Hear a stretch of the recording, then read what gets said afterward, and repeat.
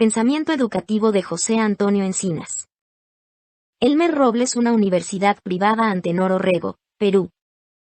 Introducción. Las ideas del movimiento de la Escuela Nueva se propagaron por América y tuvieron adeptos en diversos países. El Perú no fue ajeno a esta difusión. Sus principales educadores se inscribieron en sus filas, tanto los de formación pedagógica propiamente dicha cuanto los que cumplieron función docente, no obstante que su notabilidad se derivó de otras actividades. Unos más que otros se identificaron con los aportes de esta corriente y los aplicaron en sus actividades lectivas. Pero no siempre han dejado textos orgánicos de sus apreciaciones o experiencias. Los programas de estudios, sobre todo en el nivel de educación primaria, hasta pasada la mitad del siglo XX, estuvieron, en parte, bajo la influencia de la Escuela Nueva, particularmente de los aportes de Ovidio de Crofí en lo tocante a la globalización de contenidos de aprendizaje y los centros de interés del educando. Así lo evidenciaron tanto los currículo S como la organización de las unidades didácticas de diferentes asignaturas. Un doctor en Ciencias de la Educación, profesor de la Universidad Privada Antenor Orrego, UPAO, Trujillo, Perú. Profesor de la Escuela de Posgrado de la Universidad Nacional de Trujillo, Perú, mención honorífica como profesor emérito de la Universidad Nacional de Trujillo en el año 2007. Miembro de la Sociedad de Historia de la Educación Latinoamericana y del Grupo de Investigación Historia y Prospectiva de la Universidad Latinoamericana, ISULA, Colciencias, y miembro de la Sociedad de Investigación Educativa Peruana, CIEP, email@hotmail.com/hotmail.com/338. El principal representante del movimiento de la Escuela Nueva en el Perú fue el maestro José Antonio Encinas. El presente trabajo ensaya una interpretación de su obra educativa, para cuyo efecto recurre principalmente al análisis de su libro Un enscuyo de Escuela Nueva en el Perú, sin descuidar sus otras publicaciones. Este pedagogo nació en Puno el año de 1888. Sus primeros estudios los hizo en su ciudad natal y su formación profesional en Lima, en la Escuela Normal de Varones entre 1905 y 1906. En materia de formación docente, 1905 marca un hito histórico. Ciertamente, las escuelas normales hasta entonces habían sido solo intentos que se frustraron una y otra vez, desde 1822. Su creación y funcionamiento no fueron más que letra hecha en el papel, esperando otros tiempos. La carrera magisterial ingresa a una nueva etapa en el mencionado año. Fue nombrado director de la flamante escuela el educador belga, residente en el Perú, Isidoro Poiri que, según Encinas, elabora un magnífico plan de estudio superior a los de Europa, quizá único.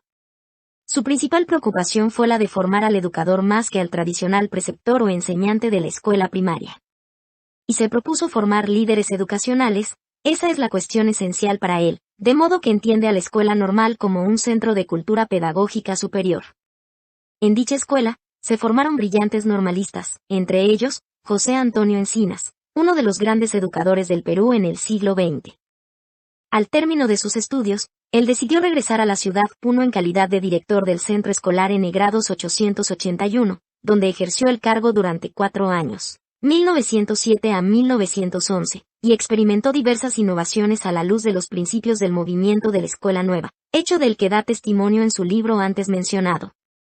Después de su experiencia en Puno, Encinas fue profesor en la Escuela Normal. Pero además ejerció la docencia en colegios secundarios y se matriculó en la Universidad Nacional Mayor de San Marcos, donde obtuvo el título de abogado y el grado de doctor en jurisprudencia. Años más tarde, sin ser catedrático, fue elegido rector, y no obstante el corto periodo de su gestión, 1931 a 1932, realizó una notable labor con la participación de profesores y estudiantes, a la luz de los alcances del movimiento de reforma universitaria iniciada en el Perú el año de 1919. Sacudida de su rutina, la universidad ingresó a una época de cambios, sus actividades académicas fueron intensas. Sin embargo, los celos e intereses SIAS, José Antonio, 1932, UNENS, o de Escuela Tueva en el Perú. Lima, Imp Minerva, p. 11. Página 339.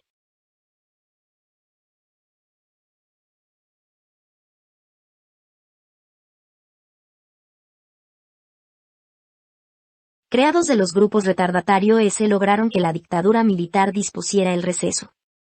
Efectivamente, durante su rectorado, El pensamiento reformista impregnó la Universidad de San Marcos, cuyas puertas abriéronse a diferentes inquietudes. No hubo temor en la propuesta de nuevos rumbos para la creciente sed de aprender de los alumnos. Estos hicieron uso de su derecho de representación ante los órganos directivos con responsabilidad e inteligencia. La universidad funcionó como una comunidad de profesores y estudiantes. La universidad creó la sección preparatoria entendida como puente entre la educación secundaria y universitaria. Las facultades de letras y ciencias se fusionaron para constituir el colegio universitario, centro de cultura general y de intensa actividad académica. Se trató de eliminar el método expositivo, por lo menos relegarlo a segundo plano, para sustituirlo por seminarios, búsqueda y selección de datos. La Escuela de Altos Estudios, a la cual se integraron los institutos, estuvo dedicada a la investigación científica, practicó la interdisciplinaridad. Bibliotecas y museos mejoraron su funcionamiento. La actividad académica fue muy intensa. El problema universitario no es asunto de estatutos redactados para satisfacer ambiciones personales ni cobrar agravios. La reforma universitaria es de orden espiritual, donde el factor hombre es lo sustantivo, afirmó el antes citado rector de San Marcos. En 1932, la nueva tiranía eliminó las conquistas de la reforma y clausuró esa universidad hasta 1935. Por su participación en política, Encinas sufrió destierros que lo obligaron a recorrer varios países. Y es así como realizó labor educativa fuera del Perú, en Guatemala, Panamá, Costa Rica, Cuba y España. Además cursó estudios en la Universidad de Cambridge donde obtuvo el grado de Master in Science, también en las universidades de Bolonia, Padua y París. Años más tarde, en su calidad de senador de la República tuvo destacada participación, junto con distinguidos parlamentarios procedentes del campo académico, en la elaboración del Estatuto Universitario del año 1946, Ley N. Grados 10.555, que recogió los principales aportes sobre reforma universitaria. 3 Encinas, José Antonio. 1968, la reforma universitaria en la Universidad Peruana, en la reforma universitaria. Del Mazo, Gabriel. 1968, Universidad Nacional Mayor de San Marcos, Lima, T3, p. 119. 340.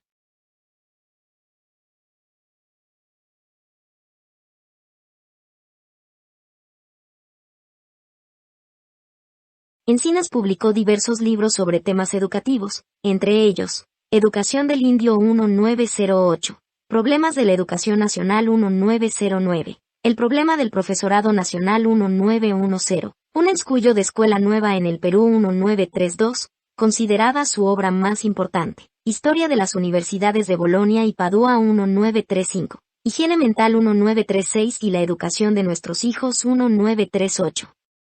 Editó las revistas Educación, Puna, 1908, El Amsgo de los Niños, Puna, 1910, Juventud, Lima, 1912, y La Educación Nacional, Lima, 1918.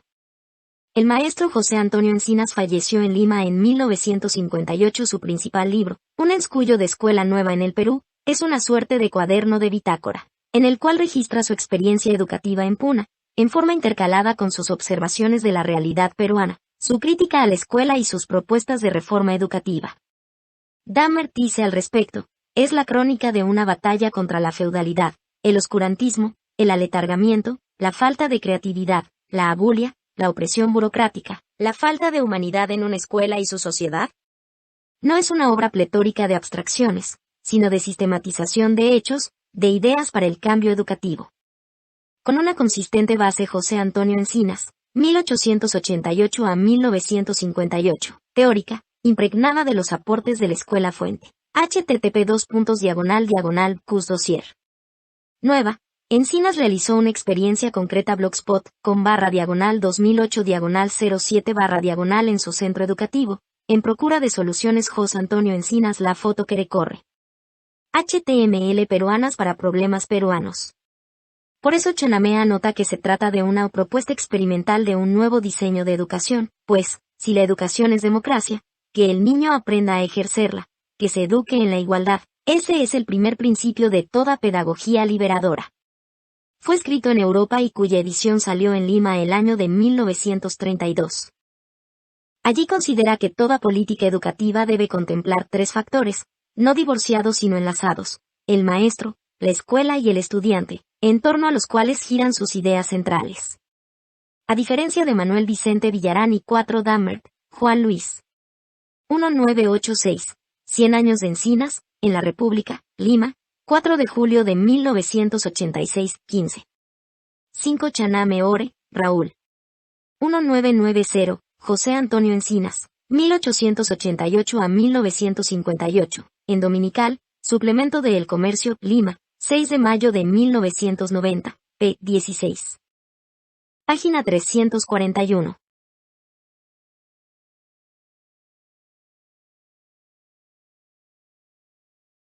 Alejandro de Ostua, cuyas ideas opuestas originaron, desde principios del siglo XX, largo debate sobre el rumbo de la educación peruana relacionada con el trabajo, la industrialización y la democracia. La concepción y la práctica de Encinas estuvieron orientadas a la transformación del sistema educativo para formar al hombre nuevo, el peruano del futuro. El maestro, al comenzar el ya citado libro, Encinas escribió: el más alto cargo que un ciudadano puede desempeñar en una democracia es el de maestro de escuela.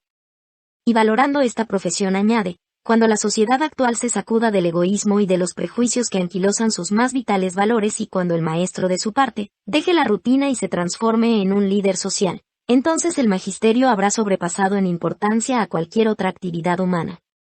Sostiene que cuando se aquilata el valor profesional de un médico, abogado o ingeniero, estamos ante una cuestión muy sencilla, por cuanto el resultado logrado por dichos profesionales pertenece al orden individual y es de comprobación inmediata, cosa que no sucede con el profesor, pues, para juzgar su trabajo y el efecto producido por una determinada teoría educativa, se tendrá que esperar un plazo largo, por lo menos 20 años, y analizar los factores sociales, políticos y económicos dentro de los cuales transcurrió la actividad docente. Afirma que el propósito que un maestro debe perseguir no es enseñar sino edificar, construir con los materiales que el estudiante aporte. Solo cuando este material es deficiente o inservible, maestro proporciona S1. Tal concepto de enseñar está de acuerdo con el dinamismo que caracteriza al estudiante. Una pura y exclusiva transmisión de conocimientos, sometiendo al niño a una quietud mental, es tanto o más dañosa que Magister Dixit o uso de textos. Para normalista, lo que vale no es la cantidad ni aun la calidad de conocimientos que discípulo adquiere, sino la manera como los asimila y los utiliza, en virtud de fuerzas propias, con un minimum de influencia de parte de maestro. 7. Como se ve, tales conceptos constituyen una aproximación a la corriente actualmente en boga conocida con el nombre de constructivismo pedagógico. 6. Encinas. Un ensayo de escuela nueva en el Perú, OPCIT, p. 7 y Didem, p. 17. Página 342. Considera una verdadera paradoja suponer que un maestro de escuela primaria requiere condiciones de cultura inferiores a los exigidos para ser maestro de secundaria, porque si de algún cuidado es necesario tener en la profesión del magisterio, ello debe dirigirse a los estudiantes de primera enseñanza o educación primaria. A ellos les incumbe la tarea más difícil. Los educadores de este nivel tienen en sus manos alumnos que no están aún en condiciones de dirigir sus propios actos, y frente a ellos, no son meros repetidores de textos.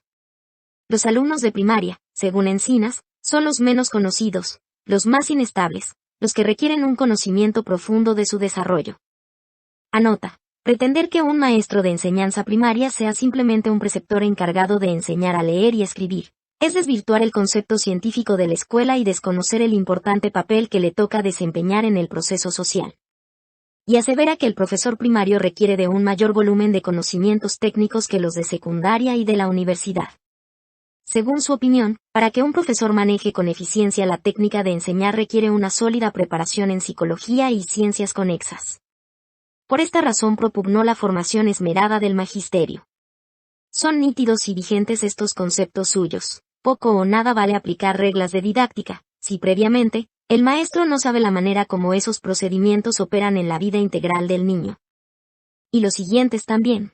Serviría muy poco conocer todo el contingente de conocimientos y experiencias que ofrece la metodología general o especial de las asignaturas de enseñanza si no se estudia las condiciones de salud física y mental del alumno, así como la situación de sus relaciones sociales y psíquicas con el ambiente escolar y familiar en que se desenvuelve su existencia.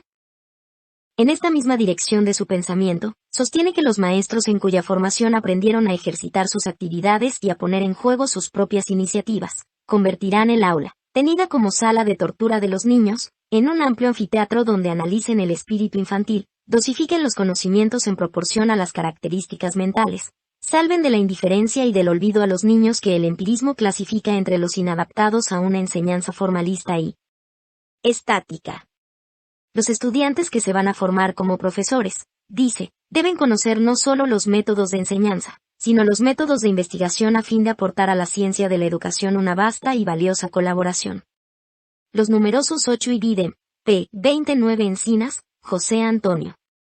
1990, a los maestros del departamento de Puno, en una escuela por niveles de madurez en el Pení. Portugal Catacora, José. Lima, ed. Dografis, pp 200 a 201. Página 343.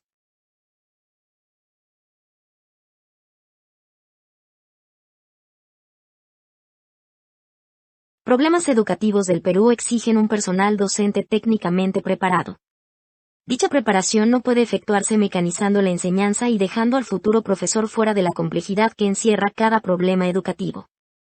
Asevera que si no existe un espíritu de solidaridad y de unidad de miras entre las esferas oficiales y el maestro, toda labor educativa está condenada al fracaso.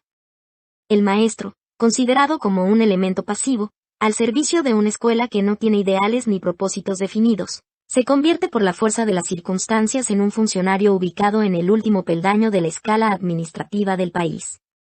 Sin que se le permita opinar sobre asuntos técnicos de su profesión, sin ningún ambiente intelectual propicio para su labor, sin ningún respaldo en las posiciones adquiridas, sin ningún estímulo para actualizarse, sin ninguna oportunidad legal para ascender, deficientemente pagado, sin derecho a intervenir en política, es sencillamente un paria que vegeta dentro de la rutina como sistema, teniendo el favor como recompensa. Si esto es así, el maestro, lejos de ser un mentor de conciencias, un conductor de multitudes, un arquitecto de gran envergadura, es simplemente un conductor de rebaños o un albañil de aldea. Por ser un mentor social, el maestro, según el pensamiento de Encinas, debe tener libertad de opinión. El hecho de servir al Estado no implica para el maestro vender su conciencia ni hipotecar sus ideas. El pago que recibe es por su labor, no para guardar silencio. El maestro no es un esclavo ni lacayo que guarda silencio, obedece y trabaja. Quienes piensan así se encuentran en un grave error, cometen injusticia e insultan la dignidad de este profesional. Es enfático al expresar que el maestro debe conocer la historia y los problemas sociales del país, y así colaborar en la solución de diversas cuestiones que agitan la vida nacional. El desconocimiento de esta realidad desvirtúa el papel social que le corresponde desempeñar a la escuela. Centra su atención en la problemática social de la población indígena. Es crítico mordaz de la escuela y del maestro que ven con indiferencia la dolorosa situación del indio, marginado de la vida nacional. El Perú, con un pasado histórico lleno de enseñanzas en el campo social, no puede permitir que el niño, por obra de la escuela, trate al indio como un paria, como un ser excluido de la vida nacional. Ni que sus maestros carezcan de preparación en el conocimiento de los problemas sociales e ignoren las necesidades y demandas de la población aborigen oprimida. Esto 10 Encinas, José Antonio. 1990, un ensayo de escuela nueva en el Perú. OPCIT, p. 59. Página 344.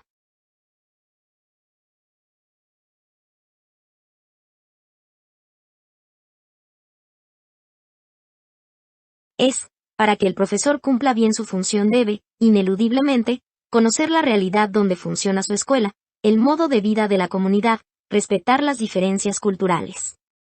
Resaltando el papel de los educadores frente al problema social apunta. El magisterio es antes que todo un apostolado que exige una permanente agitación espiritual. El maestro que ha convertido su misión en una rutina, ha perdido el dinamismo necesario para transformarse en un líder social. Piensa que en la solución del problema del indio, El Perú debe promover una intensa acción social, en la cual el maestro sea uno de los protagonistas más valiosos. Esto supone que la preparación del magisterio no se considere un asunto baladí, sin más importancia que la de llenar un simple expediente de carácter administrativo. Por el contrario, esta preparación impone al maestro peruano la obligación de conocer la historia en cuanto a la evolución política y económica del indio, el régimen administrativo antes y después de la conquista, el proceso religioso, sus industrias y su capacidad productiva, así como los factores que detienen su progreso y los medios empleados por otros países para tratar al aborigen en la etapa colonial. Compara la función del maestro con la de otros profesionales. En efecto, encuentra que el médico y el abogado esperan al cliente que busca la salud o la justicia, respectivamente. Mientras que el maestro espera al discípulo que necesita la orientación para su vida. El niño es portador de la influencia de su raza, familia y sociedad. De esta forma, el maestro asume una enorme responsabilidad, y es grave en sumo grado si no es capaz de ofrecer un diagnóstico seguro de su alumno. Así resulta lógica la necesaria preparación del magisterio de alta calidad. La Escuela Encinas propugna una escuela con espíritu de igualdad social y de solidaridad, lo cual implica conceder a los estudiantes la mayor libertad posible en el desarrollo de su acción y su pensamiento. Libertad de acción porque se debe cambiar el régimen disciplinario. Libertad de pensamiento porque la enseñanza exige una nueva orientación. No se puede hablar que existe libertad en la escuela donde los profesores y alumnos están separados por un odioso prejuicio jerárquico, con la consecuente intolerante tiranía implantada por los primeros. Fustiga a los profesores que, al actuar como hoscos y celosos custodios de los niños, 11 y Didem, p. 57. Página 345.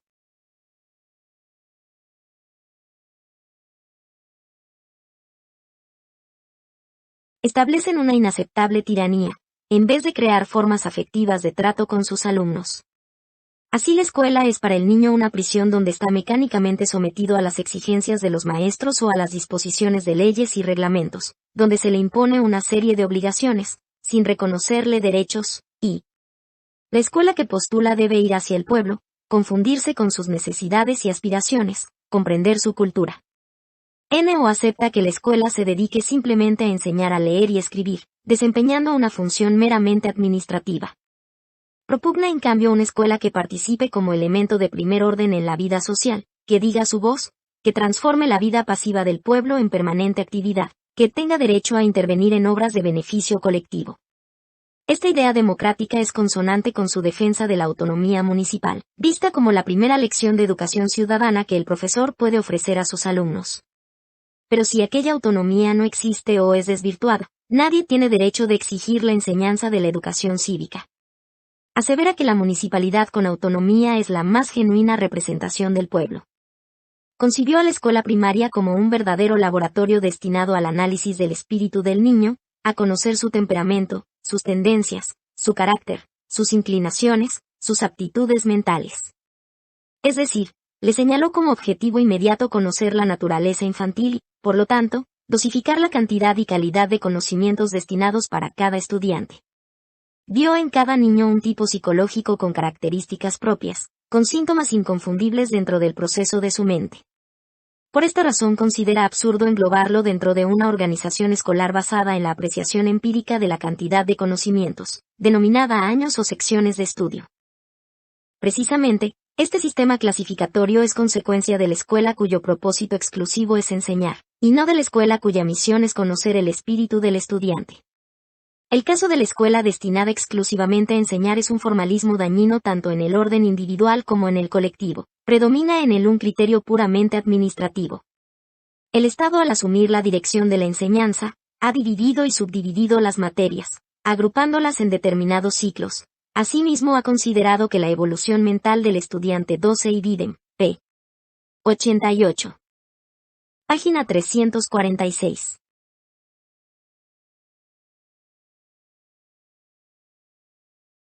Debe seguir obligatoriamente las normas impuestas por los planes y programas de estudio.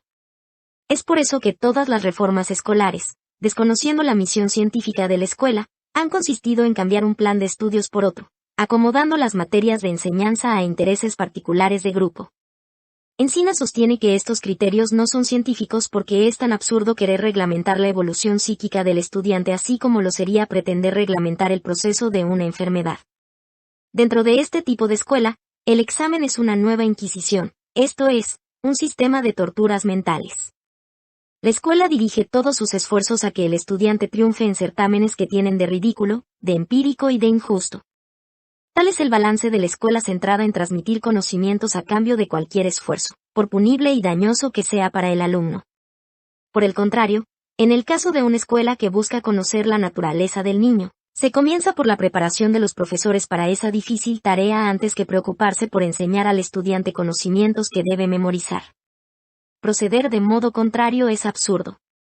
Una escuela como esta posibilita la solución de los problemas de aprendizaje.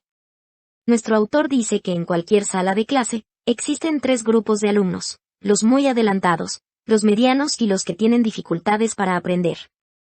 Pero el trabajo docente se realiza como si se tratara de un grupo homogéneo, de modo que el profesor aplica el programa de estudios, sin taxativas. Este hecho, obviamente, perjudica al alumno. La solución propuesta por Encinas consiste en organizar un aula para tratar las dificultades de aprendizaje, especialmente en cuanto a la lectura y aritmética. A dicha aula concurrirán los niños que tengan manifiestas deficiencias en esa temática, durante algunos minutos cada día, para ofrecerles enseñanza individual, y después volverán a sus aulas de origen de la cual no será necesario separarlos definitivamente, como tampoco declararlos incapaces, menos cambiarlos de grado de estudios. Sus ideas abarcan tanto la administración de la escuela cuanto el aspecto didáctico.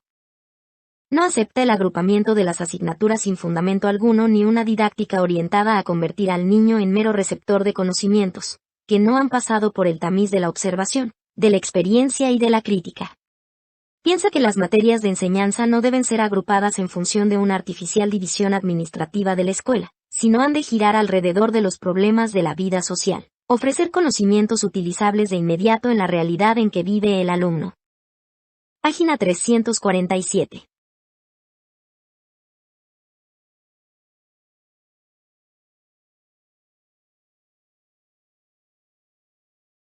Es por eso que está de acuerdo con la escuela activa y con la escuela del trabajo, 2 modelos compatibles entre sí, y según los cuales no se enseña lectura, escritura, cálculo, historia, geografía o ciencias naturales con el propósito de cumplir un ciclo del plan de estudios y posibilitar la promoción del alumno al año inmediato, sino con miras al uso de los conocimientos en la diaria labor de la escuela y de la vida del alumno. De este modo, el niño aprenderá a leer y escribir cuando sabe que es requisito para elegir a sus representantes ante la asamblea escolar. Aprenderá a calcular y perfeccionar sus conocimientos cuando necesita manejar su cuenta de ahorros o para poder intervenir en la economía de la escuela. Las ciencias naturales serán mejor entendidas y utilizadas cuando giren alrededor de la higiene. El trabajo manual y el dibujo se aprenderán cuando el niño vea que el objeto que produce tiene utilidad. Al tenor de estas ideas, la escuela está al servicio de los estudiantes, y no estos al servicio de la primera. En un sistema de enseñanza con estas características desaparece el concepto de disciplina basado en la obediencia. Entendida la escuela como una institución en la que todos sus miembros colaboran en perfecta comunión de ideas y de propósitos, desaparecen las fricciones. Así, el maestro es el consejero y guía, no el que impone y manda. La clase es un laboratorio, un museo o un taller donde se experimenta, se observa y se trabaja. Ya no es la sala destartalada donde pontifica el maestro. Desaparece la tortura de las lecciones y de los exámenes, puesto que no hay enseñanza clasificada, sino enseñanza utilista. La mejor lección es un proyecto de trabajo, y el mejor examen su ejecución, pero su enfoque no es economicista o de un simple y frío utilitarismo. En efecto, el arte y la ambientación general de la escuela no fueron omitidas en sus preocupaciones. Pensaba que una escuela sin música y sin flores, donde solo se escucha la voz autoritaria del profesor, tiene mucho de similitud con una cárcel. Organización de asignaturas. En su condición de director del centro escolar de Puno, Encinas introdujo innovaciones en consonancia con sus planteamientos teóricos. Siguiendo los aportes del movimiento de la escuela nueva, adaptados a la realidad, para facilitar el aprendizaje, reunió las materias alrededor de determinados problemas de interés de los niños. Las materias las agrupó como sigue: A. Lecciones sobre naturaleza, higiene, ciencias físicas y naturales. Todas ellas al servicio del hombre y de sus necesidades. 3. Idem, p. 90. Página 348.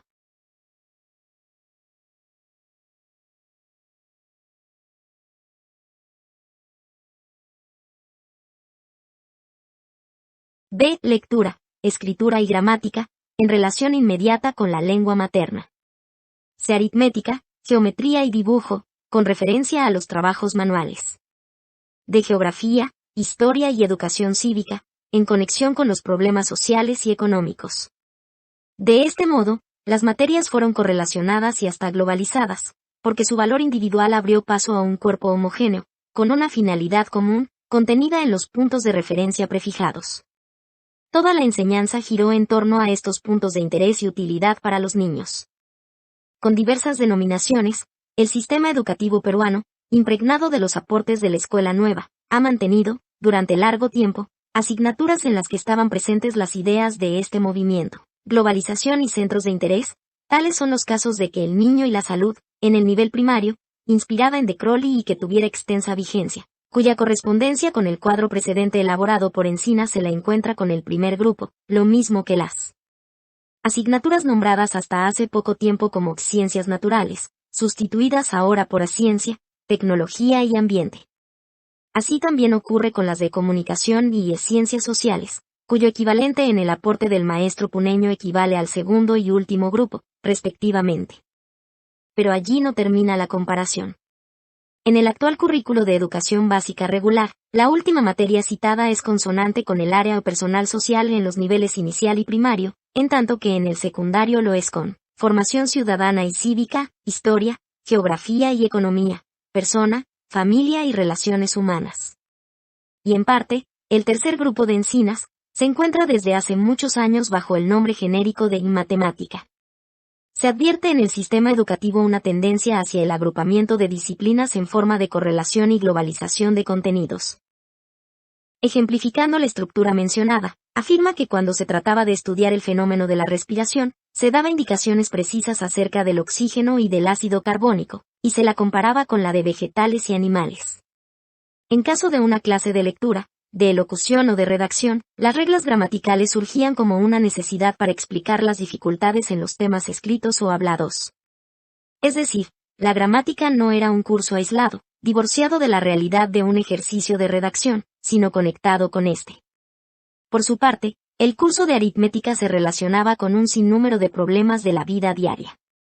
El trabajo manual orientó en gran parte el estudio del dibujo y la geometría. Página 349.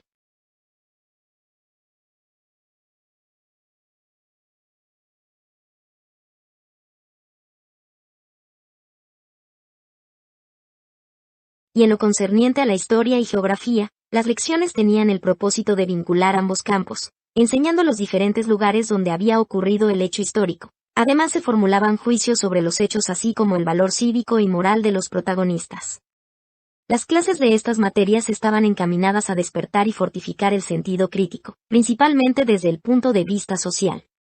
La historia dejó de ser un catálogo de nombres y fechas con que se martirizaba al niño.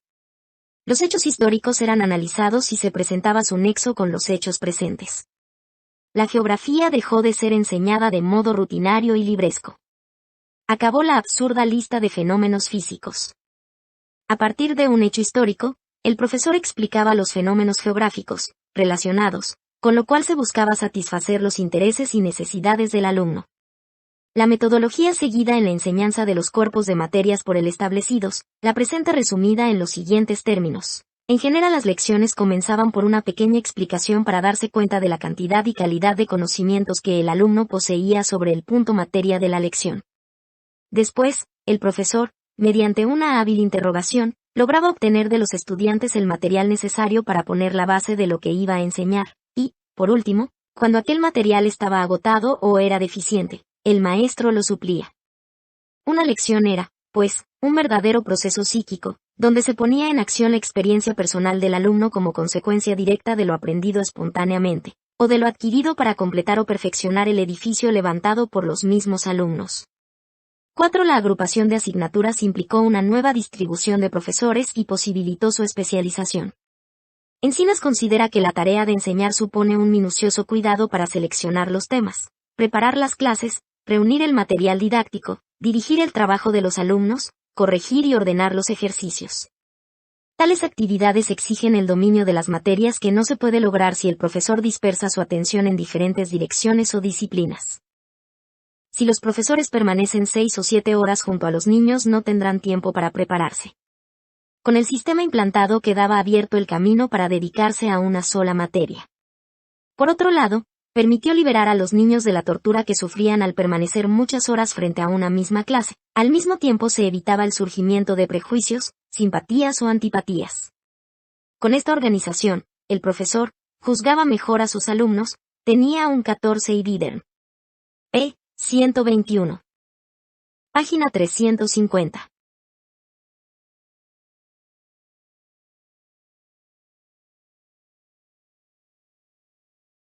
Espíritu mayor de tolerancia y justicia. En cuanto a los runos, fue ventajoso porque desapareció el sometimiento a la exclusiva voluntad de un solo profesor. Dejaron de estar varias horas del día junto a él, ya no quedaron frente a la monotonía diaria de la clase, al mismo tono de voz, a la misma actitud, a los mismos defectos. Criterios técnicos y exámenes critica con dureza al sistema educativo cuando el aspecto técnico enfatiza en reglamentar los exámenes de promoción y de aplazados, que los ve como una nueva inquisición, tanto para alumnos y profesores. Piensa que mientras la enseñanza esté organizada desde el punto de vista cuantitativo y artificial, no se puede omitir los exámenes, pero si la cantidad de conocimientos estuviese subordinada a la calidad, ya no serían necesarios. De modo tajante afirman que técnicamente el examen es un absurdo en la escuela primaria, un error en la secundaria e inútil en las universidades, o niega la dificultad en la apreciación cualitativa en la escuela primaria porque el niño vive una etapa de inestabilidad. Pero toda esta problemática debe contemplarse dentro de una nueva orientación de la organización escolar. En tal sentido, señala como tarea de suma importancia del personal técnico responsable de conducir la educación, la clasificación de los niños basada en las experiencias y aconsejadas por la psicología. Descarta, por erróneo, reunir a los niños en un solo grupo por ser un criterio empírico que origina los daños de estudio, como pretende efectuar la escuela cuantitativa. Por su naturaleza, la escuela es un centro de actividades múltiples, heterogéneas, un laboratorio cuyos elementos escapan, muchas veces, a los análisis más estrictos. Partiendo de esta premisa, es absurdo crear artificialmente cierto número de años por ciclo y pretender que todos los alumnos deben aprender la misma cantidad de conocimientos, conforme a una misma técnica, sin cuidar de lo que es realmente capaz de aprender un estudiante. Este sistema le parece irrisorio porque es como si un médico recetara a todos los enfermos de una sala de hospital una misma dosis de un mismo remedio, sin importarle las características de los pacientes ni las enfermedades que padecen. Tal concepto anacrónico de la escuela ha dispersado y debilitado las energías del niño. La carencia de una temprana selección de estudiantes ha ocasionado graves perjuicios tanto individuales como colectivos. Así, la escuela lleva el peso de una enorme masa de alumnos atrasados mental y pedagógicamente. No se ha ofrecido 15 y Bidem, p. 46. Página 351.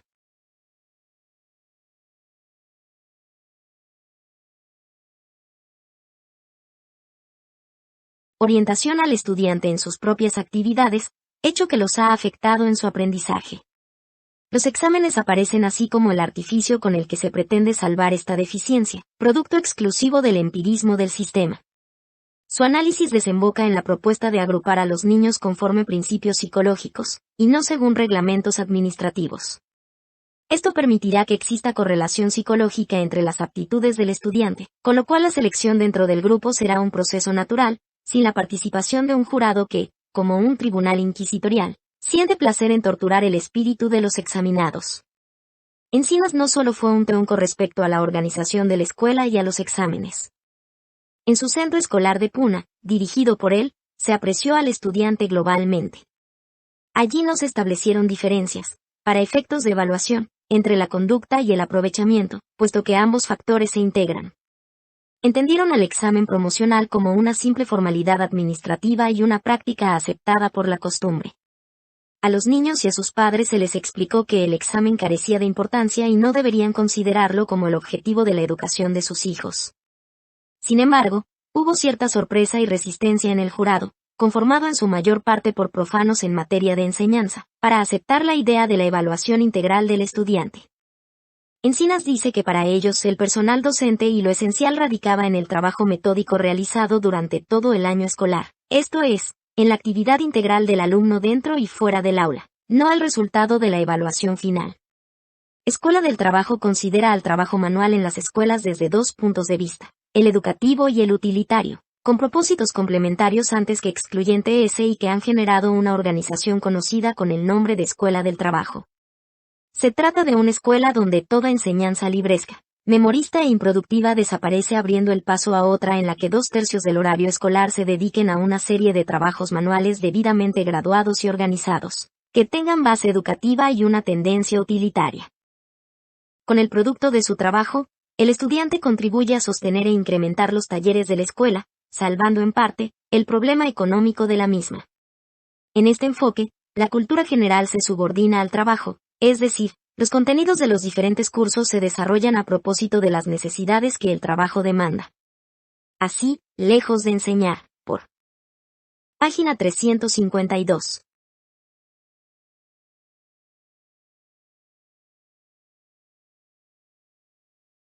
Ejemplo, las medidas de longitud en forma abstracta y desconectada de la realidad. El estudiante aprende dichas medidas utilizándolas en un trabajo determinado. El desarrollo de lecciones en el sentido clásico no tiene razón de ser. El examen pierde toda importancia, por resultar una formalidad inexplicable en este tipo de escuelas. Las materias quedan al servicio de las actividades programadas, y no mantienen al niño esclavizado dentro de las páginas de los libros. Durante su permanencia en Europa, Encinas recogió los aportes de la Escuela del Trabajo, de modo que acepta y hace suyos principios y fines de esta concepción, tales como 1. La escuela debe ofrecer a los alumnos una instrucción general social y técnica para permitirles una orientación práctica en la vida. 2. Las actividades escolares tienen un carácter fundamentalmente práctico, a fin de facilitar al alumno la transición entre la escuela y la realidad integral de la existencia, de tal manera que comprendiendo su medio se haga maestro de sí mismo. 3. La escuela debe habituar al niño a que analice y explique científicamente su trabajo, que sea capaz de entender los problemas prácticos y teóricos y remontarse a las etapas superiores, buscando soluciones a nuevos problemas. Sostiene que en las escuelas del trabajo es posible utilizar 3 sistemas alternativos. A. Cuando la escuela tiene talleres propios, lo cual significa una escuela de artes y oficios, requiriéndose para el trabajo solo la materia prima. Según su opinión, este sistema desvirtúa el carácter de una verdadera escuela del trabajo cuyo propósito fundamental es orientar antes que formar profesionales, tarea que incumbe, precisamente, a la escuela de artes y oficios. B. Cuando la escuela no tiene talleres o cuando son deficientes y no hay materia prima. En este caso, debe recurrirse a los talleres existentes en la comunidad. Un sistema como este implica una intensa acción social para proyectar la actividad de la escuela hacia su contexto inmediato. Los alumnos reciben en la escuela la enseñanza formal necesaria para utilizada en el trabajo escogido. Y según horario alterno son distribuidos en los talleres particulares de acuerdo a su aptitud. La selección de los alumnos se inicia en los primeros años de vida, entre los 7 y 10, mediante trabajos manuales educativos. Página 353.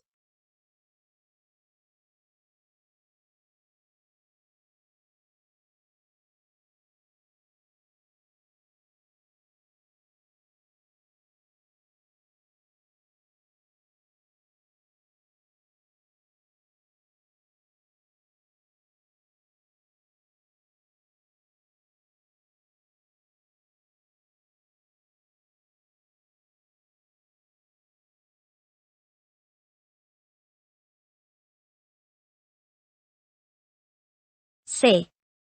Cuando la escuela está ubicada en centros industriales, el estudiante es incorporado a una fábrica en calidad de aprendiz. Pero al estudiar las posibilidades de la Escuela del Trabajo en el Perú, sostiene que aquí se asfixiaría si antes o simultáneamente no se resuelven los problemas sociales del agro.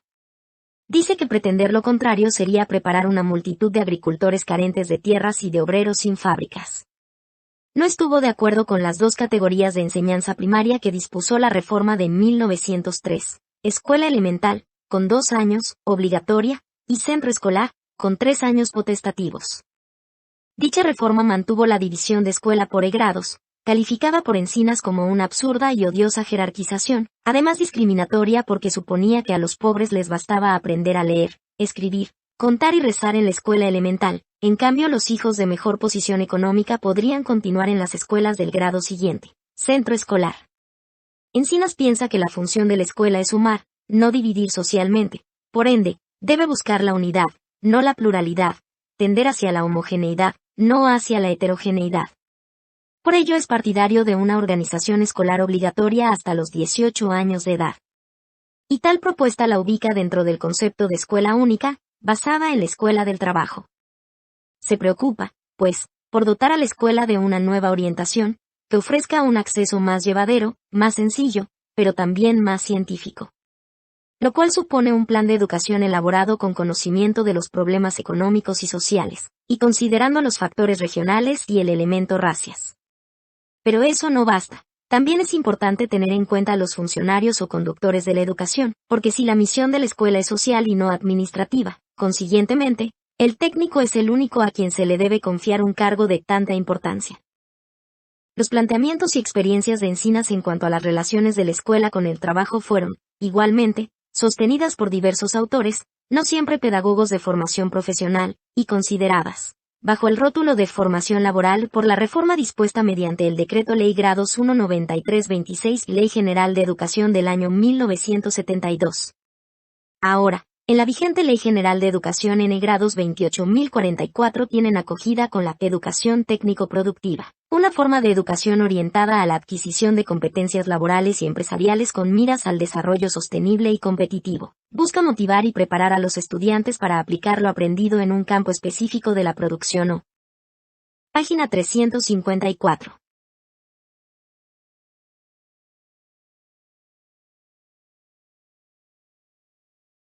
Los servicios. Los alumnos pueden acceder, previas convalidaciones, a la educación básica y, en consecuencia, a la educación superior. Para el indio, antes la tierra que la escuela a principios del siglo XX cobró importancia, en los círculos intelectuales, el problema del indio, personaje olvidado, excluido y expoliado a través de nuestra historia. Hasta entonces, los intelectuales buscaban motivos europeos para sus trabajos. Los flamantes doctores que escribe Encinas se graduaban disertando sobre Dante o sobre Shakespeare. Los que se llamaban poetas cantaban las glorias de Napoleón. El hecho es que no habían pintores, músicos ni poetas, la más bella trinidad humana. Aún no habían nacido quienes debían cantar las excelencias de la raza o las bellezas del altiplano, o pintar la trágica expresión de la vida del indio, o resucitar la música colla, a cuyo compás danzaron nuestros abuelos. Encinas se ubica en el campo de nuestra identidad, y, ante la magnitud de este problema, plantea como obligación de la escuela preparar a los estudiantes para que se sientan unidos al poblador aborigen por la raza, la historia, la tradición, y convivan con sus necesidades y fundan sus intereses con él. Por tanto, anhela que la escuela cambie su orientación, se aleje de la inequidad, de la cara a la realidad donde se asienta. Estudiando el problema educacional del indígena, sostiene que éste, por vivir en un medio social hostil, no puede utilizar lo que lee, es decir, tiene barreras que impiden su desenvolvimiento en la sociedad de acuerdo a lo aprendido en la escuela. Por tal razón, considera que, antes o conjuntamente con la escuela, es necesario preparar el medio ambiente, mejorar las condiciones económicas dentro de las cuales debe el indio desarrollar su actividad. El indio es un agricultor, toda su historia ha girado alrededor de la tierra, y el tema que envuelve la tragedia de su vida no es otra que recobrar el suelo usurpado por la violencia y el abuso. Pero no se queda allí, ampliando sus críticas al injusto trato al indio, relacionado con su educación añade, todo esto acusa en el orden pedagógico la falta de dirección determinada para engendrar un ideal nacionalista. El asunto es más grave, si se piensa que los mentores de este ideal han olvidado que la verdadera nacionalidad reside en el indio. Históricamente, es el dueño del territorio del Perú, él yo ha trabajado y yo ha defendido. Sin geoifr de derecho alguno está obligado a prestar sus servicios en el ejército, a construir caminos, a erifeudarse en una hacienda, a someterse a la explotación de compañías mineras. 16 Ibidem, p. 87. Página 355.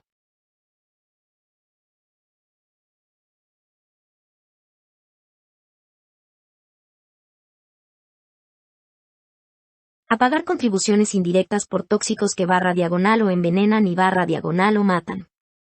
Toda la actividad económica e industrial del Perú está en manos de los indios. La redención del indio no es una cuestión de caridad cristiana ni un justísimo reparo que la historia le dé ver, es un asunto de orden económico. El indio no estará satisfecho mientras no entre en posesión de /diagonal o suyo. 4 Antes la tierra que la escuela, tal el lema de toda política educativa a favor del indio. 17 Como la posesión de la tierra es el móvil de la existencia del indio, todo lo demás, escuela, religión, progreso material, le es indiferente y superfluo. Resulta lógico, para nuestro autor, concluir que una política educativa frente a tales condiciones no puede hacer otra cosa que adecuarse a las reales necesidades del indio. No solo se cometería un error, sino sería injusto tratar de oponerse a esta exigencia de carácter económico. Así, el maestro está llamado a cumplir importante misión, no debe ignorar ni ser indiferente ante esta problemática, de lo contrario corre el riesgo de sumarse, dice, a esa trinidad conformada por el cura, el juez y el subprefecto, prototipo de la más refinada odiosidad adversa al indio. Según su observación, el indio es un tipo dinámico por excelencia. Toda su vida constituye una permanente acción. Es absurdo suponerlo viviendo en medio de una pasividad mental. Es lo contrario, está en continua agitación, así lo demuestran las múltiples ocupaciones a que se dedica. Por eso, un sistema de enseñanza activa debía, necesariamente, adaptarse a su naturaleza. Consiguientemente, el tipo de escuela, la metodología y el trato del profesor deben estar acordes con esas características cuando se trata de niños indígenas. La más notable diferencia entre el indígena y los demás grupos sociales radica, según la observación de Encinas, en que aquel ha sido sistemáticamente excluido de la posesión de la tierra en beneficio de otros.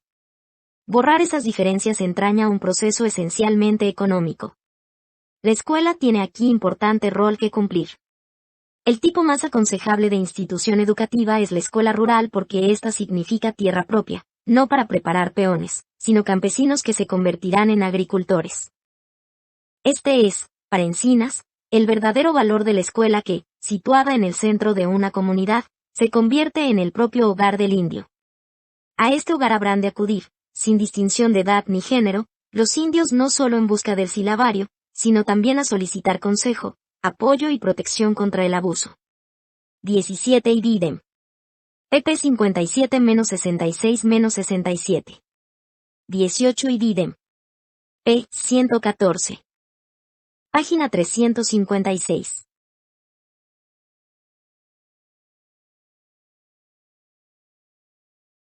La escuela rural no debe tener como finalidad la enseñanza de la lectura y escritura. Esta comenzará a medida en que el indio vaya comprendiendo su utilidad, sin imponerla con violencia. Arrancar al indio del medio en que vive, apartarlo de sus diarias ocupaciones, limitar su actividad cerrándolo dentro de los 4 muros de una sala destartalada, poniéndole ante los ojos las 24 letras de un alfabeto que nada significan para él, es a todas luces un absurdo. La escuela debe comenzar infundiendo la más grande confianza y demostrando previamente su utilidad social. Infundir confianza y demostrar utilidad social implica que la escuela debe ejercitar su acción cerca del adulto, interesándose en las actividades cotidianas, ya sea del trabajo, de la alimentación, de las distracciones, las relaciones sociales, dándoles aliento, encauzándolas y, quizás, transformándolas. La escuela se presentará, así, al indio como un elemento que, lejos de ser hostil, le es útil y, por lo tanto, merece su cooperación. De esta manera, el ausentismo escolar desaparecerá. Sostiene que la escuela, antes de organizarse pedagógicamente, estableciendo planes de estudio, programas y demás elementos del caso, debe organizarse socialmente, creando diferentes grupos para mejorar la agricultura, la crianza de animales domésticos, la vivienda, la higiene pública y privada, el deporte, las danzas, la música, las cooperativas, las instituciones de protección a la infancia, a la vejez y al enfermo. Por estar en armonía con su historia, tradición y costumbres, el indio no puede resistirse al trabajo social de la escuela rural. A medida que se desarrollen tales actividades, y a propósito de ellas, el indio sin esforzarse mucho, de modo espontáneo, aprenderá a leer, escribir y contar, como si fuesen tareas de las más sencillas. La enseñanza de la historia del Perú puede ser el fundamento de una revolución agraria. Con dicha enseñanza, la escuela cumple una misión esencial. Pero no debe ser una enseñanza libresca que relate la historia mutilada de los antepasados, sino ha de ser la historia económica, la historia social, la historia religiosa, la historia del sufrimiento del indio a través de la colonia y la república, así como de la realidad económica y social del presente. Encinas presiente que para la mentalidad de quienes detentan la riqueza, una escuela de este tipo significaría una institución revolucionaria y peligrosa para el orden social. Pero no teme ese comentario, lo acepta y enfatiza que la política educacional del indio no puede ser diferente a la de una verdadera revolución. Añadiendo ideas al bosquejo de la escuela rural, sostiene que ella mantendrá sus puertas abiertas, indefinidamente. Vale decir, será una institución inclusiva. 19 idem, p. 68. Página 357. No se organizará en años de estudio, ni periodos de enseñanza para pasar de un ciclo a otro. El maestro dirigirá a sus discípulos sin someterlos a las torturas de un examen ni los clasificará según los cánones de un sistema administrativo. Está seguro que su propuesta no es utópica ni absurda. Cree en su aplicabilidad y que el indio podrá alcanzar en dicha escuela la cultura suficiente para ingresar a la educación secundaria, aunque Encinas no tiene simpatía por este nivel, y aún seguir estudios superiores.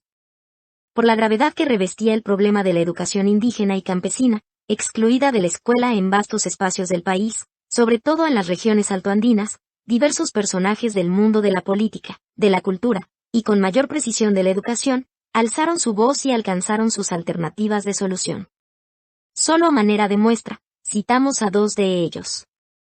Luis Alberto Sánchez anota: si el problema primordial se plantea en términos de educar a la mayoría, y la mayoría en edad escolar pertenece a la raza indígena y al estatus rural, nada se podría avanzar sin resolver el problema de la educación primaria del niño indígena. Y como este problema se liga íntimamente al de la posesión de la tierra, resulta todo trabajo infructuoso si no se plantea y resuelven, simultáneamente, las cuestiones de la letra y de la tierra. 20 y propone la diferenciación efectiva de una escuela rural en relación con la urbana. Por su parte, Luis E. Valcárcel escribe: la educación sería estéril e inclusive no podría surgir como no ha surgido hasta hoy si mantuviéramos al pueblo indio en la más negra miseria. Debe anteceder una radical reforma agraria que permita la redistribución de las tierras no por individuo, sino por grupos o colectividades. El Estado crearía un gran número de granjas y las propias comunidades serían transformadas en granjas colectivas. La educación por el trabajo comprendería también a los adultos, hombres y mujeres, en una movilización general del pueblo indio. Como se ve, ideas y coincidencias en relación a la educación del medio rural e indígena las hemos tenido, pero lamentablemente han faltado decisiones políticas para afrontar esta gran cuestión. Así el país dejó correr el tiempo sin atender a los excluidos. Compatriotas nuestros envueltos en la pobreza, hablantes del quechua, aymara y otras lenguas nativas, con sus costumbres ancestrales y su folclore distintivo, quedaron marginados de los alcances del Estado. Y la inequidad en el área educativa llegó hasta el siglo XXI. 20 S.A.N. Ches, Luis Alberto. 1963. El Perú, retrato de un país adolescente. Segunda, ed. Lima, Universidad Nacional Mayor de San Marcos, p. 187. 21 Valcárcel, Luis E. 1964. Ruta Cultural del Perú. Lima, Ediciones Huevo Mundo, p. 138. Página 358.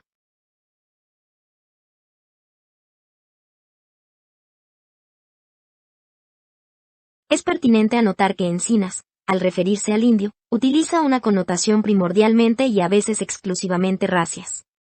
Sin embargo, la caracterización de un indio, más que por su raza, radica en sus costumbres, su lengua, su vestimenta típica, sus creencias, su organización comunitaria, vale decir, su cultura. Son esclarecedoras al respecto las palabras de José María Arguedas: es, en efecto, la diferencia de cultura lo que tipifica al indio y no la supuesta uniformidad racias, pues hay indios blancos, y hay señores de costumbres europeas que racialmente son mestizos o indios y a los que nadie, o casi nadie, considera como tales. 22 Además, Encinas fija sus preocupaciones en los habitantes altoandinos, no obstante que en las otras regiones también existe población indígena. Ciertamente, en su visión general del Perú y en sus preocupaciones específicas por la educación, focalizó su atención en el medio rural, en la población indígena, particularmente de la Sierra del Sur. Este hecho sería explicable por la secular inequidad recaída en esos sectores del país, cuya problemática socioeducativa, por su gravedad, requería urgente solución. Pero le impidió tener una mirada más amplia, y así omitió a las otras regiones del país, a las áreas urbanas y suburbanas, a los obreros y demás trabajadores. Reforma, nueva estructura del sistema educativo en el planteamiento de nuestro personaje, la organización de una escuela entendida como la presenta, conlleva una vasta obra de reforma de la educación. Dicha reforma, al considerar a la escuela rural como el núcleo asentado en nuestra realidad, asume una orientación nacionalista, a su entender. Y afirma que las reformas escolares han consistido en cambiar un plan de estudios por otro, un simple acomodo de las mismas materias de enseñanza, que satisfacían los intereses de directores de colegios particulares y autores de textos. No tenían criterios científicos. En Lima, nunca se han dado cuenta que Puno y Cusco tienen importancia excepcional para desarrollar un programa educativo de acuerdo a las necesidades de la región, en la que la población indígena es densa. No encuentra Encinas mejor laboratorio de psicología, ni centro de observación sociológica y etnológica ni campo de experimentación para la problemática social, económica y educativa, que esa realidad. No obstante lo cual, se pretende legislar desde Lima y reformar la educación con gente que no conoce la sierra ni sabe cuáles son las necesidades peculiares de sus habitantes. 22 Arguedas, José María. 1986. Nosotros los maestros. Lima, Editorial Horizonte, p. 204. Página 359.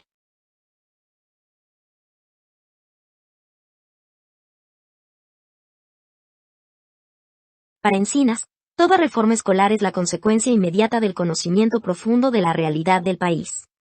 La cantidad de materias, el calendario y otros menesteres, que absorben la atención de ciertos reformadores, ocupan plano relegado en el pensamiento del maestro puneño. Lo esencial es la orientación que debe darse a la escuela. En su opinión, una reforma debe considerar la escolaridad obligatoria hasta la edad de 18 años, pero no con una enseñanza libresca, estática, improductiva, individualista y pasiva en instituciones que preparan candidatos para las carreras liberales. Dicha escolaridad obligatoria implica esencialmente eliminar la diferencia entre la escuela primaria y la secundaria.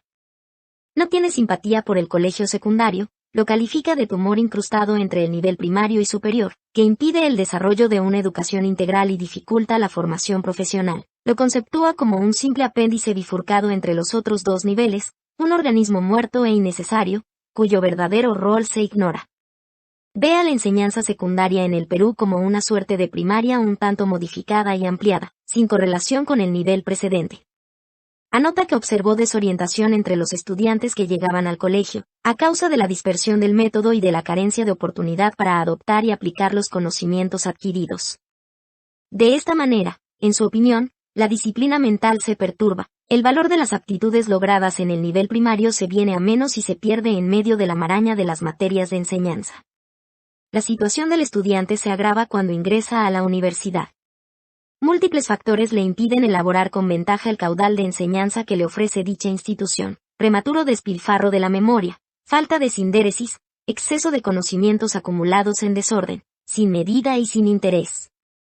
Frente a estas consideraciones propuso la supresión de la enseñanza secundaria, a favor de la primaria, dentro de una organización que significa prácticamente la escuela única. La estructura que presenta para la educación peruana es como sigue: 1. Un periodo obligatorio de 8 años de duración, de 6 a 14 años de edad, en el que se dirija y oriente las aptitudes del estudiante hacia un fin determinado. 2. Otro periodo, también obligatorio, de 3 años de duración, de 14 a 17 años de edad, en el cual el estudiante ponga en práctica los conocimientos adquiridos en el ciclo anterior, y es capacitado para ejercer una determinada profesión, que no exija preparación técnica de nivel superior.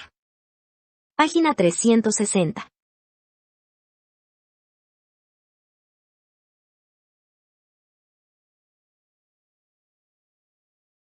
3. La universidad, y dentro de ella, las escuelas especializadas que ofrecerán las carreras que exigen un minucioso conocimiento técnico superior. Con esta organización, Encinas plantea una nueva estructura de todo el sistema educativo, con 3 niveles. Aquí estaría la inspiración, en cuanto a la estructura, de la frustrada reforma educativa de la década del 70. La educación básica que dispuso esta última tiene su antecedente en el primer ciclo de la propuesta de Encinas. Las Escuelas Superiores de Educación Profesional, ESEP, creadas por el Decreto Ley N. grados 19.326 de 1972, guardan parentesco con el segundo ciclo ideado por el maestro de Puno. Pero conviene aclarar que mientras las ideas de este se ubicaban dentro de una concepción democrática, de reivindicación del indígena y de apertura a las grandes mayorías populares, el sistema impulsado por el gobierno militar de facto, instaurado en 1968, encerraba un criterio elitista porque la universidad prácticamente quedaba reservada para quienes, por su solvencia económica, seguirían estudiando sin preocuparse por ejercer la profesión técnica lograda en la ESEP para lograr una carrera de mayor rango, en la universidad, cuyo acceso exigía haber alcanzado antes el título de dicha escuela. Esta reforma se quedó por el camino. Proyección educativa. El Centro Escolar N. grados 881 de Puno, con la orientación dada por Encinas, vivió una movilización permanente, una renovación constante, desarrolló una variedad cada vez mayor de experiencias. Las actividades educativas no se encerraban dentro de las paredes del local escolar, se proyectaban a la sociedad, se expresaban en evidencias de intereses reales de los alumnos. Dicha institución se convirtió en un foco de irradiación cultural para su entorno. El director propagó ideas educativas mediante conferencias semanales, fundó la Sociedad de Maestros, organizó la biblioteca escolar, editó la primera revista de pedagogos en Puno, La Educación. Él y diversos profesores fueron a las demás escuelas para enseñar la nueva técnica. Su proyección contribuyó a corregir las notorias deficiencias del magisterio. La influencia de este centro primario llegó al nivel secundario. Otra revista que fundó Encinas fue El Educador de los Niños, cuya orientación fue más práctica que la anterior. La nueva publicación llevó a los profesores ideas y consejos útiles. Además, el centro organizó el primer instituto de maestros que el Perú registra en la historia de las escuelas. En él se agruparon directores y profesores de Puno. Página 361.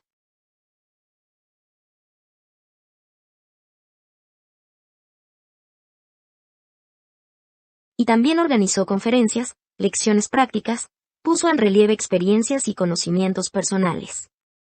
Los efectos del instituto fueron inmediatos. Los profesores llevaron a sus escuelas nuevas ideas, un nuevo concepto de la misión de educar, y lograron mayor cohesión profesional.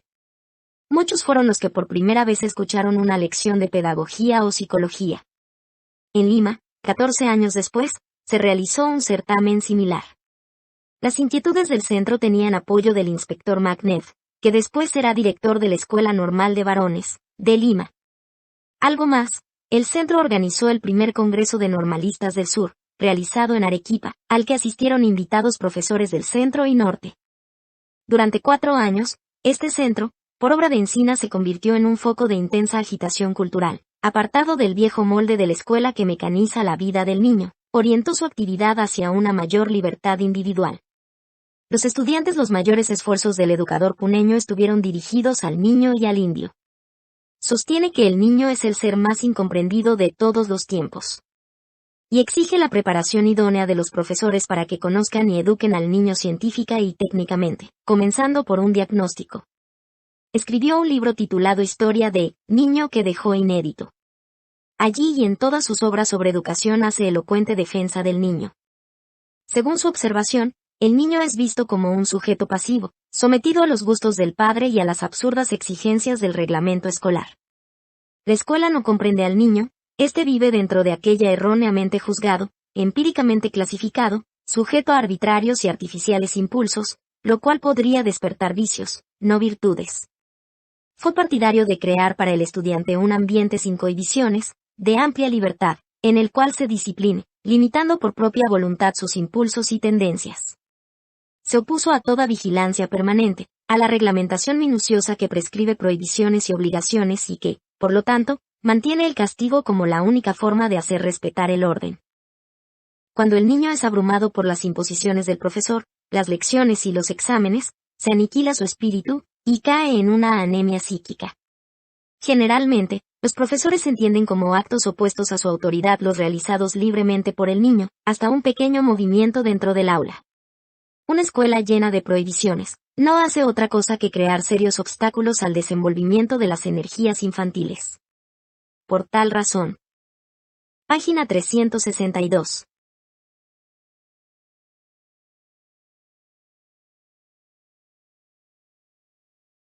Durante el ejercicio directoral de Encinas en Puna, los niños disfrutaban de un ambiente de libertad. Anota como testimonio de sus experiencias al respecto: en el centro escolar no hubo atajos ni vallas artificiales intencionalmente colocados para que los estudiantes martirizaran, estancaran o momificaran su voluntad.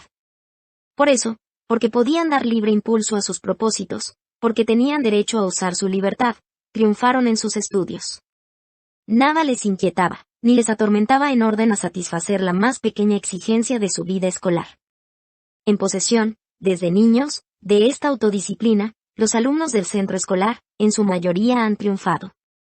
Y, auspició la participación del alumno en el gobierno de la escuela, experiencia en la cual el profesor se educa a sí mismo porque aprende a respetar a sus subordinados, a escucharlos, a auscultar su opinión. El alumno, a su vez, comprende que el profesor no es el verdugo ni el cancerbero con el que frecuentemente se le amenaza, sino el amigo que a pesar de la autoridad, la edad y la experiencia, lo hace copartícipe del trabajo escolar.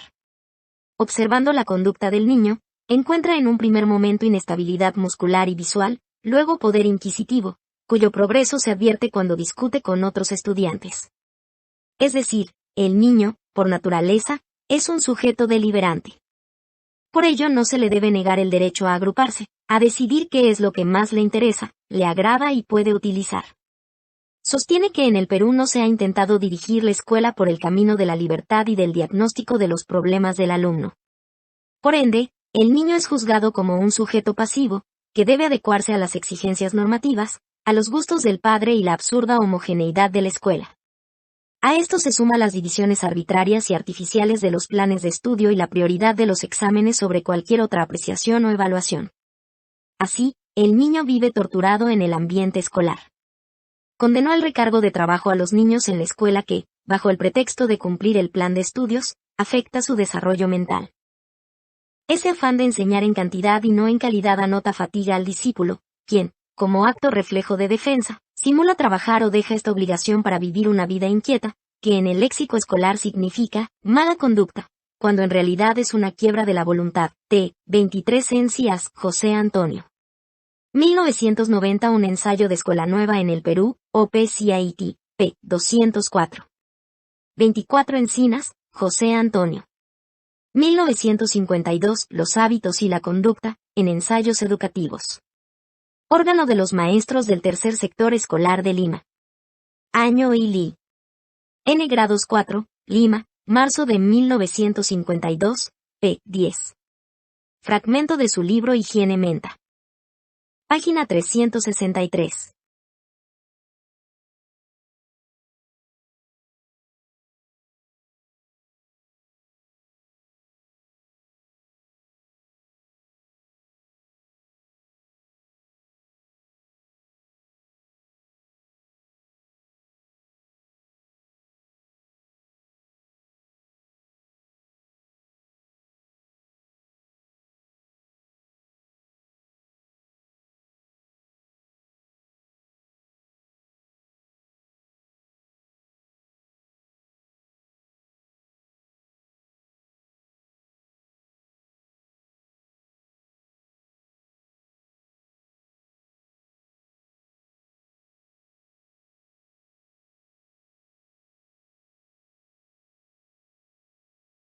Igualmente consideró erróneo dejar tareas a domicilio, por ser trabajos excesivos después de haber estado el alumno sometido a la fatiga y tiránica disciplina de la escuela.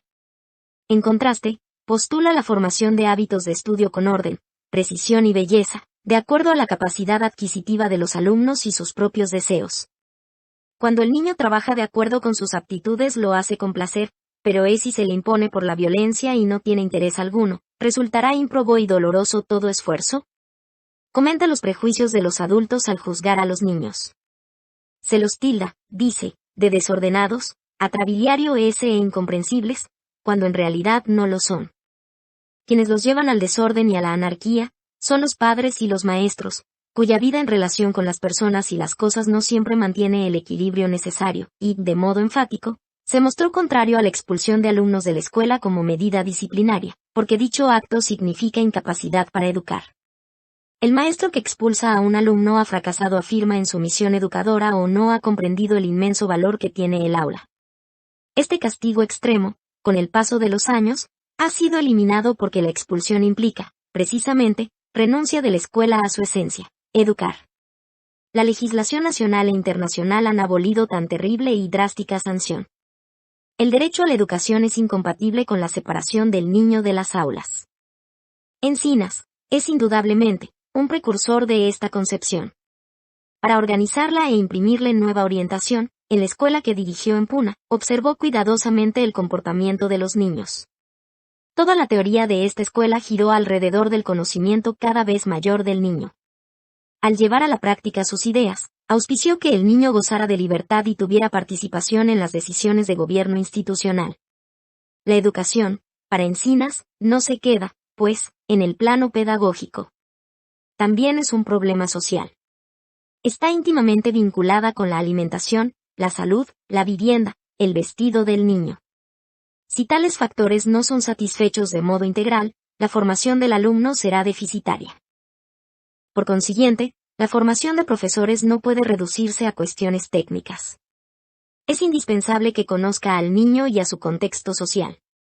Al tiempo de buscar que las escuelas estuviesen mejor dotadas de medios y materiales, de infraestructura y de recursos económicos, se preocupó 25 y Bidem, P. Lo. 26 en CIAS. 1951, Los hábitos, en ensayos educativos. Órgano de los maestros del tercer sector escolar de Lima. Año y Lene grados 3, Lima, septiembre de 1951, p. 6. Fragmento de su libro Higiene Méfica. Página 364.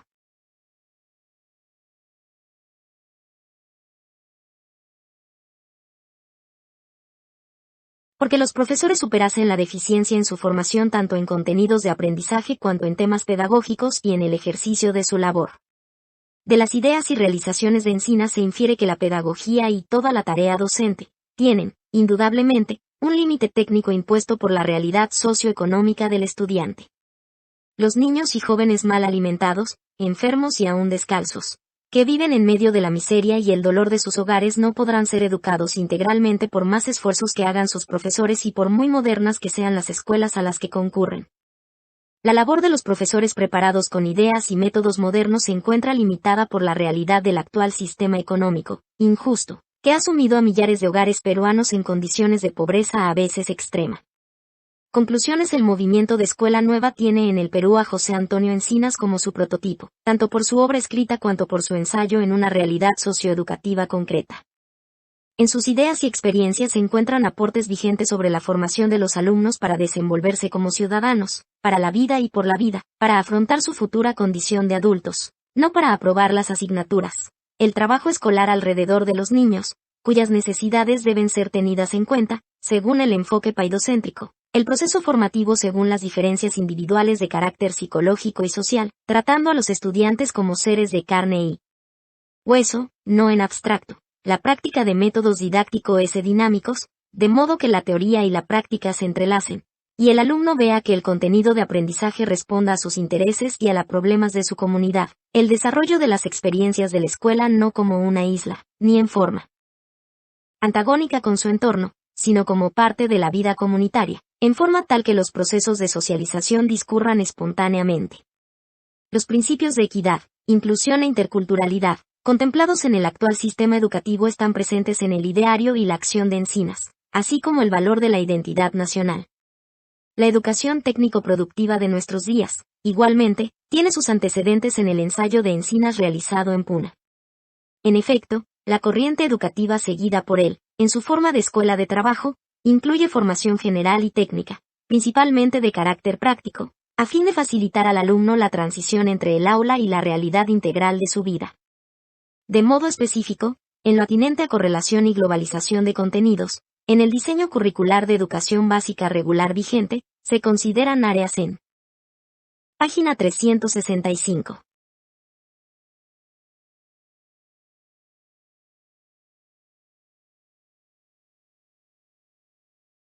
Las cuales se dan dichos principios defendidos y practicados por Encinas en la organización de los estudios, aunque con otras denominaciones, en su ensayo de Puno, comunicación, matemática, ciencia, tecnología y ambiente, personal social.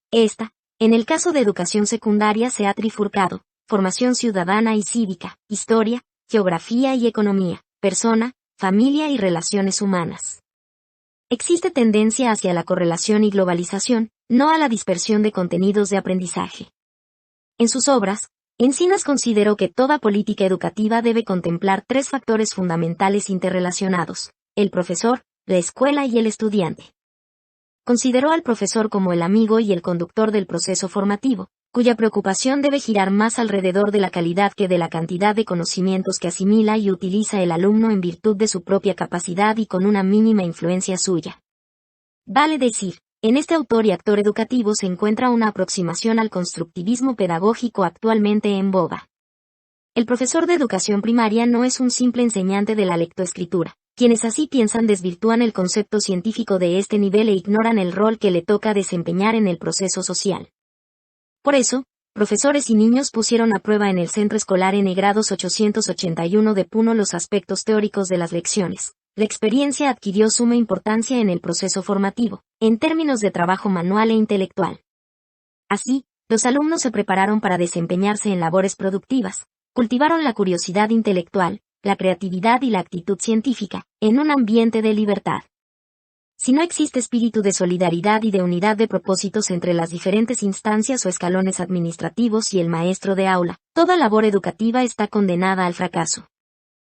Dentro de la corriente activa de la educación, la escuela y el aula son un laboratorio, un museo y un taller, un centro de actividades múltiples, donde se observa, experimenta y trabaja, libre de prejuicios. Allí los profesores analizan el espíritu infantil, dosifican los conocimientos en proporción a las características mentales y salvan de la indiferencia y del olvido a los niños calificados erróneamente como inadaptados.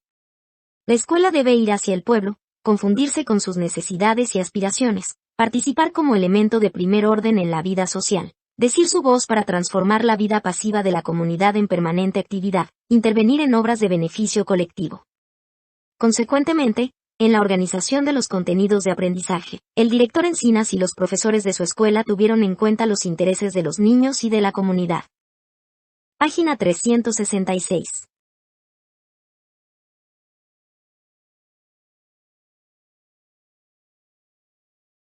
Si la educación es integral y se aprecia global y cualitativamente el aprendizaje, los exámenes son actividades inquisitoriales y devienen en innecesarios.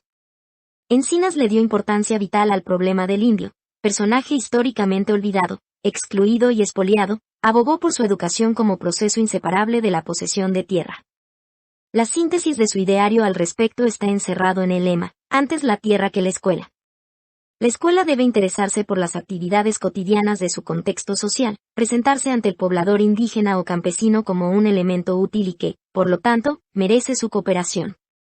Sin embargo, su atención focalizada en la realidad del indígena, le impidió a Encinas una visión más amplia de la educación que incluyera a todas las regiones y sectores poblacionales del país. Aunque distorsionada, la estructura de sistema educativo ideada por Encinas sirvió de inspiración a la reforma educativa de la década del 70. El centro de la atención de la labor educativa radica en el estudiante. Por tal razón, en la experiencia de Puno, los alumnos de Encinas vivieron en un ambiente de libertad, sin temores ni amenazas. Así desarrollaron sus actividades, y con ello dieron sentido al logro de su individualidad, pero dentro de un espíritu profundamente comunitario.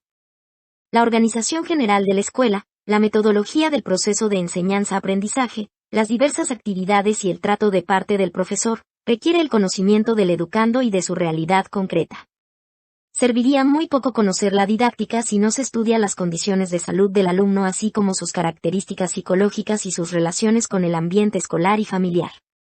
Al tiempo que diversas ideas de Encinas mantienen actualidad, subsisten numerosos problemas educativos de su época relacionados con la inequidad, la formación de profesores expresada en el deficiente dominio de contenidos y métodos del proceso de enseñanza-aprendizaje, los medios, materiales e infraestructura, la gestión del sistema, la vinculación con la comunidad. El desarrollo del sistema educativo se encuentra con las vallas impuestas por las condiciones socioeconómicas en las que se desenvuelve la vida de la mayoría de los educandos. De allí que una educación integral no será posible mientras subsista la injusticia que reduce a la pobreza y miseria a millones de peruanos e impide el mejoramiento de las condiciones materiales de las escuelas y una óptima formación docente. Solamente cuando la familia y la escuela estén rodeadas de ciertas condiciones decorosas para la vida y para el proceso de enseñanza-aprendizaje se podrá conseguir una verdadera educación integral. Página 367.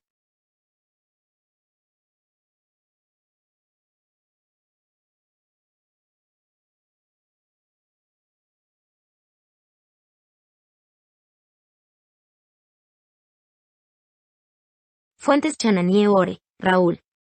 1990, José Antonio Encinas, 1888 a 1958, en Dominical, Suplemento de El Comercio, Lima, 6 de mayo de 1990. Demmert, Juan Luis. 1986, 100 años de Encinas, en la República, Lima, 4 de julio de 1986. Decreto Ley N grados 19326 y Ley General de Educación. Lima, El Peruano, 22 de marzo de 1972. Encinas, José Antonio. 1932, un escullo de escuela nueva en el Perú. Lima, Imp Minerva. P.L. La segunda edición salió también en Lima, en 1959, en 2 tomos a cargo de Librería e Imprenta Minerva. Encinas, José Antonio. 1948. Tratamiento de las dificultades del aprendizaje, en Nueva Educación. Tribuna de los Jóvenes Educadores del Perú. Año 4, N grados 18, Lima, noviembre-diciembre de 1948, pp 3 a 7. Ley N grados 280-44 y Ley General de Educación. Lima, El Peruano, 29 de julio de 2003. Ministerio de Educación. 2009. Diseño Curricular Nacional de Educación Básica Regular 2009. Lima. Bibliografía Arguedas, José María. 1986. Nosotros los maestros. Lima, Editorial Horizonte. Bazat Re, Jorge. 1968. Historia de la República del Perú. T15, Lima, Editorial Universitaria. El Espuru Cárdenas, Juan Manuel. 1997. Métodos de la Nueva Educación. Lima, A.F.A. González Carré, Enrique Higaldo Gutiérrez, Virgilio. 1981. Historia de la Educación en el Perú, en Historia del Perú. TX, Lima, Editorial Juan Mejía Vaca. Marrou Roldán, Aurora. 2003. José Antonio Encinas Franco, en Grandes Educadores Peruanos. Lima. Ministerio de Educación. Robles Ortiz, Elmer. 2004. Las primeras escuelas normales en el Perú, en Revista Historia de la Educación Latinoamericana N grado 6, Tunja, Universidad Pedagógica y Tecnológica de Colombia. RUDE Colombia. 2004. Página 368. Sánchez, Luis Alberto. 1963. El Perú, Retrato de un país adolescente, 2 AED, Lima, Universidad Nacional Mayor de San Marcos. Tauro del Pino, Alberto. 2001. Enciclopedia Ilustrada del Perú, 3 AED, Lima, Peiza. Valcárcel, Carlos Daniel. 1975. Historia de la Educación Peruana. Lima, Editorial Educación. Valcárcel, Luis E. 1964. Ruta Cultural del Perú.